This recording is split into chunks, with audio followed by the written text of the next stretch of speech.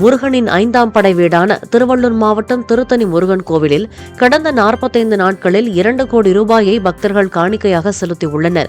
749 gram தங்கம் மற்றும் 15 kilo வெள்ளி பக்தர்களால் காணிக்கையாக செலுத்தப்பட்டுள்ளது. அரையாண்டு விடுமுறையை ஒட்டி பக்தர்களின் வருகை அதிகரித்துள்ளதால் உண்டியல் காணிக்கையும் உயர்ந்துள்ளது.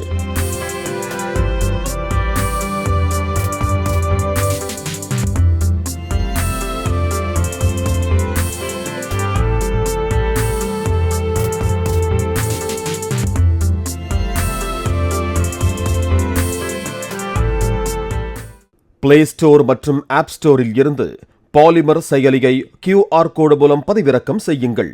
செய்திகளை உடனுக்குடன் பெறுங்கள்.